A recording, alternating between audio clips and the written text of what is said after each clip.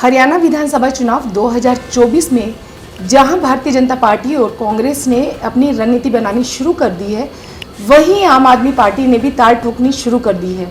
हमारे साथ है ओल्ड फरीदाबाद विधानसभा सीट से टिकट के दावेदार पंडित राजेंद्र शर्मा जी। आइए हम उनसे कुछ बातचीत करते हैं, उनके बारे में जानते हैं। शर्मा जी नमस्कार। नमस्कार जी। शर्मा जी, हमारे सभी दर्शक भी जानना चाहते हैं, आप अपनी निजी जिंदगी के बारे में कुछ प्रकाश डालिए। देखिए, ऐसा है, मेरा जन्म 20/11/1962 को हुआ जी। मैं एक साधारण परिवार में पैदा हुआ हूँ। मेरा बर्थ प्लेस नरवाना है। 79 में मैं फरीदाबाद आया और मैंने यहाँ एक कंपनी में जॉब की। उसके बाद 1987 में अपना मैंने बिजनेस सेटअप किया। आज उस बिजनेस को मेरे बच्चे देख रहे हैं, बहुत अच्छी तरह देख रहे हैं जी। और 2001 के अंदर मैं समाज सेवा में आया। पहली पार्टी मैंने ज्वाइन की जिसका नाम था बहुजन समाज पार्टी। बहुजन समाज पार्टी में नियर अबाउट में 2001 से लेकर 2014 तक रहा। उसमें as a general secretary Haryana में मैंने काम किया। एज ए प्रभारी हिमाचल प्रदेश में काम किया। एज ए स्टार प्रचारक राजस्थान में काम किया और हरियाणा का फिर मैं प्रभारी बनाया गया। राजस्थान में मेरे टाइम में 6 कैंडिडेट जीत कर आए जी। 2014 में मेरा संपर्क डॉक्टर अशोक तंवर से हुआ। उन्होंने मुझे कांग्रेस में शामिल कराया और मेरे रिज्यूम के मुताबिक उन्होंने मुझे जनरल सेक्रेटरी हरियाणा का बना दिया। उनके साथ लगभग मैंने 9 साल तक काम किया। उसके बाद हम सारे इकट्ठे होकर आम आदमी पार्टी में काम करने लगे। आज मैं करीब 4 अप्रैल 2021 को मैंने आम आदमी पार्टी को ज्वाइन किया और जो पार्टी ने मुझे जिम्मेदारी दी, सबसे पहले मुझे लोकसभा अध्यक्ष बनाया गया। मैंने उसमें अच्छा काम किया। पार्टी ने प्रमोट करके अब मुझे हरियाणा का संगठन मंत्री बना दिया। मैं पूरे हरियाणा में काम कर रहा हूँ। जो पार्टी के आदेश हैं उनको ग्राउंड उतारने का काम करता हूँ और पार्टी में मैं अच्छे कार्यकर्ता की तरह, अच्छी सिपाही की तरह काम करता हूँ।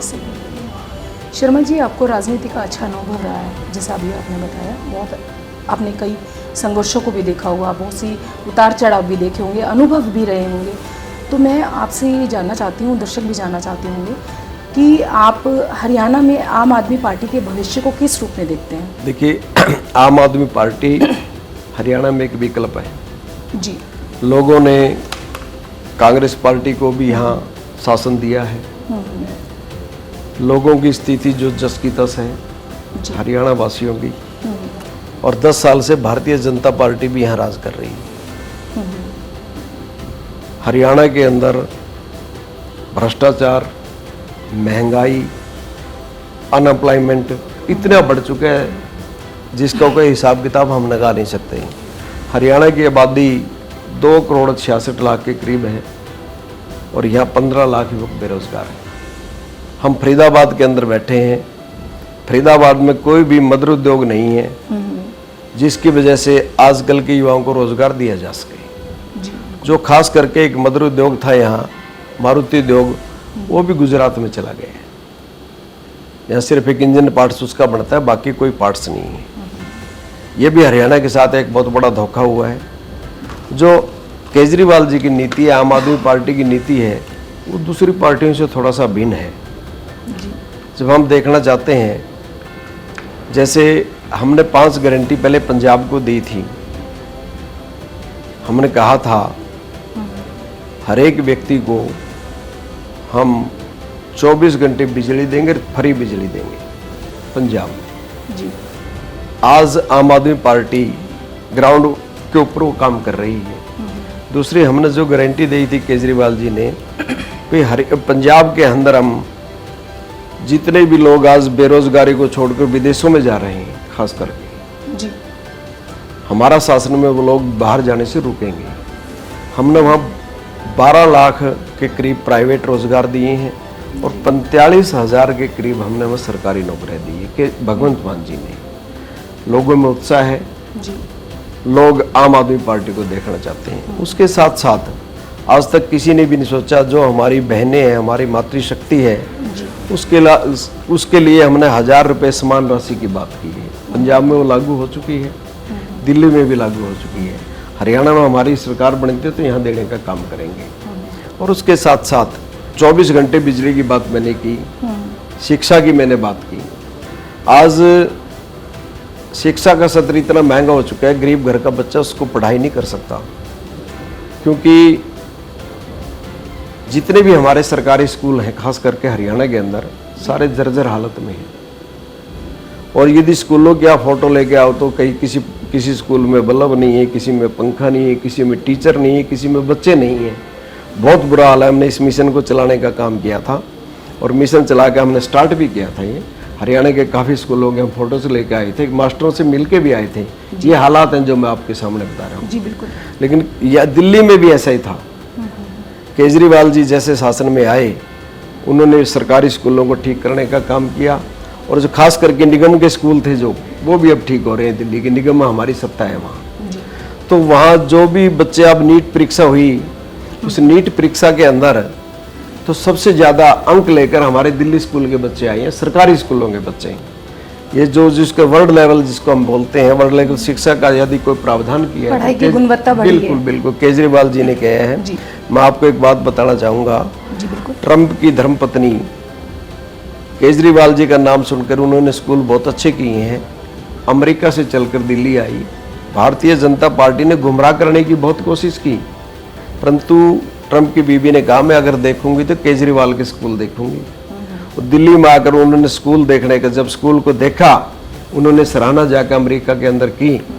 पहले लोग अमेरिका की बात करते थे एजुकेशन के अंदर, लेकिन आज अमेरिका वाले इंडिया की बात करते हैं, दिल्ली की बात करते हैं। शर्मा जी, अभी आपने बताया कि बहुत से काम किए हैं आम आदमी पार्टी ने, प्रशंसनीय है। महिलाओं के लिए आप रोजगार की बात कर रहे हैं, बच्चों के लिए शिक्षा की बात कर रहे हैं। तो आपने अभी ये कहा कि बिजली फ्री में कर देंगे, तो ऐसा नहीं हो कि उनको स्वावलंबी बनाया जाए, उनको रोजगार उपलब्ध करवाए जाए, किसी भी तरह की कोई निष्क्रियता उनके मन में ना आए कि हाँ बिजली तो हमें फ्री मिल रही है, हमें तो इस दिशा में कदम ही नहीं उठा। मैं आपको बताना चाहूँगा। जी बिल्कुल। जहाँ बिजली की बात आपने रखी है, जी, आज जो हमारे मंत्री हैं 4000 यूनिट तक फ्री लेते हैं। जी, आपको शायद इस बात का पता है, नहीं पता, मुझे तो पता नहीं। जी बिल्कुल। और सरकारी खजानों का काफ़ी नुकसान होता है। हमने जो 300 यूनिट बिजली फ्री की है, जी, उस गरीब व्यक्ति की है जो बिजली का बिल भरने में सक्षम नहीं है, जो बिजली का बिल नहीं दे सकता। और उसके साथ क्या होता है, बिजली चोरी करने को भी चलता है। बिजली डिपार्टमेंट के कुछ साथी उसको 1 लाख या 50,000 रुपये पेनल्टी लगाने का काम करते हैं।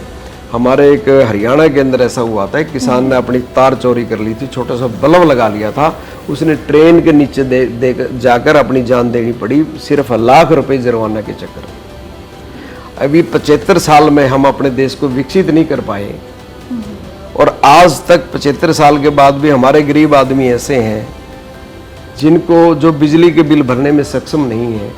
तो केजरीवाल जी ने जो ये सोच अपनाई है, ये देश के विकास के लिए अपनाई है। हमने दिल्ली में बिजली 200 यूनिट फ्री करी है।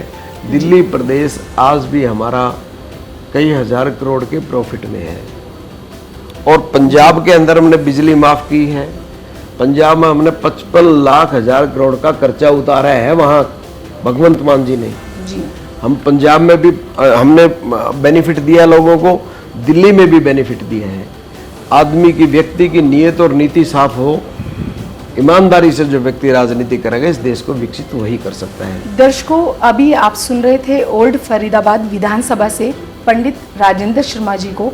जल्दी हम फिर मुलाकात करते हैं अपने एक नई सत्ता के दावेदार के साथ। तब तक आप हमारे साथ बने रहिए हमारे talk show with doctor Indu Bansal में।